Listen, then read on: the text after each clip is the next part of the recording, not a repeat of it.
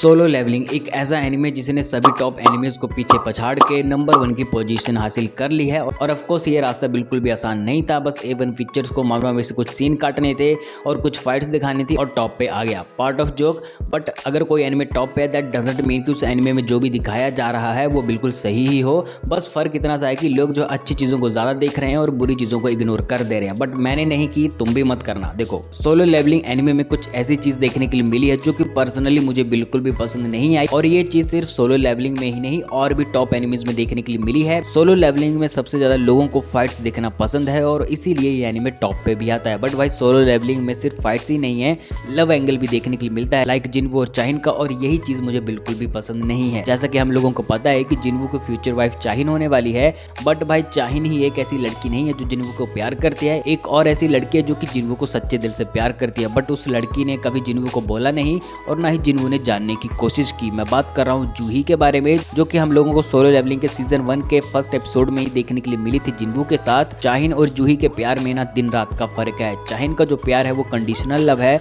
और जूही का जो प्यार है वो एकदम प्योर लव है। देखो मैं समझाता हूँ कैसे। अगर मैं तुमसे पूछूं कि चाहिन जिनवू को क्यों प्यार करती है, बहुत सारे लोगों का आंसर होगा कि भाई जिनवू स्ट्रॉन्ग है, पैसे वाला है, हैंडसम भी है। सबसे बड़ा रीजन उसकी बॉडी से सेंट नहीं आती जिसकी वजह से चाहिन उसे चाहती है, राइट? यही तुम बोलोगे और इस बात से मैं एग्री भी करता हूँ। तो इस बात से तुम सीधा सीधा समझो भाई ये कंडीशनल लव हो गया। अगर जिनवू के पास पैसा ना हो, ऐसे रैंक हंटर ना हो, हैंडसम ना हो और अगर उससे बदबू वाली सेंट आए तो क्या चाहिन जिनवू को चाहेगी? और इसका सीधा आंसर है कि चाहिन जिनवू को बिल्कुल भी नहीं चाहेगी। पर दूसरी तरफ तुम जूही को देख लो, जो कि जिनवू के साथ सीजन 1 के एपिसोड 1 की शुरुआत से है। वो जिनवू को दिल से चाहती है, उसकी फिक्र करती है, केयर करती है। जैसा कि तुमने देखा ही होगा कि भाई जिनवू जब E रैंक का था तो उस टाइम पे जूही B रैंक की थी। एक B रैंक हंटर को जो कि दिखने में सुंदर भी है, क्या उस हंटर को कोई अच्छा हैंडसम बंदा नहीं मिलेगा? भाई जरूर मिलेगा, बट वो उसके बावजूद भी एक ऐसे हंटर के साथ है जो कि E रैंक का है, स्ट्रॉन्ग भी नहीं है, बार बार मार खाता है, उसके पास उतने पैसे भी नहीं है, पर फिर भी वो जिनवू के साथ रहती है। इवन जब जिनवू मारा जाता है और जब ये बात जूही को पता चलती है तो उसके लिए सदमा इतना बड़ा था कि भाई वो कुछ भी नहीं काम कर रही थी, बस रूम में अकेले बैठी थी, बहुत ज्यादा टेंशन में घिरी हुई थी,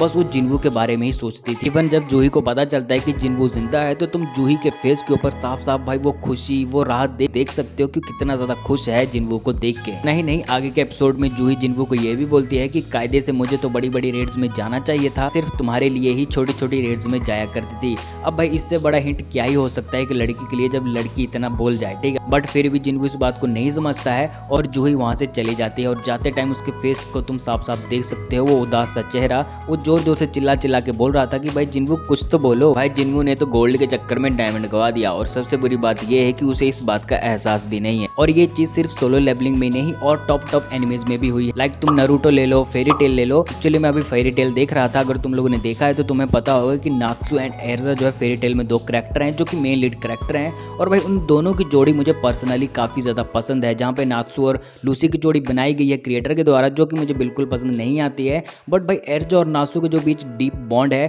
भाई उसे देखने में बहुत ज्यादा मजा आता है। और मैं पर्सनली चाहता था कि उन दोनों के बीच में कुछ रोमांटिक टाइप का हो, बट ऐसा नहीं होता है कि एर्जा के दिल में तो जलाल है, जो कि मुझे बिल्कुल पसंद नहीं है। मतलब बार बार तुम्हें वो साथ तो देखने के लिए मिलेंगे बट वो साथ होंगे नहीं, ये क्या बात हो गई? और सेम चीज नारुतो के साथ होती है कि नारुतो और हिनाटे की जोड़ी तो बहुत ज्यादा बेस्ट है और वैसी होनी भी चाहिए थी।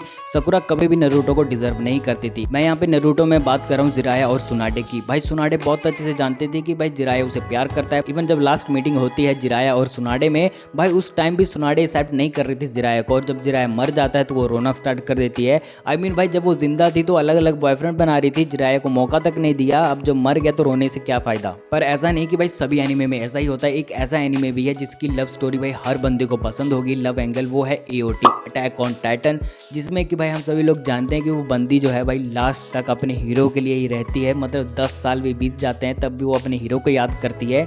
और भाई मतलब कोई लड़का ऐसे लड़की को क्यों नहीं चाहेगा, ठीक है?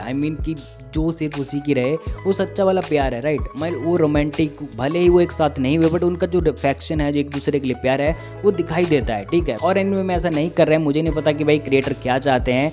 मे भी वो चाहते हैं कि भाई रियलिटी में ऐसा ही होता है तो ऐसा दिखा रहे हैं। तो मैं उनसे बोलना चाहूंगा कि सर हमें पता है कि रियलिटी में ऐसा ही होता है, पर एनिमे में तो भाई जो जिसको डिजर्व करता है वो तो मिला दो। इस पूरी कंडीशन के ऊपर मुझे एक गाना याद आ रहा है, तू प्यार है किसी और का, तुझे चाहता कोई और है। क्या तुम भी इस बात से एग्री करते हो? तो मुझे कमेंट करके जरूर बताना।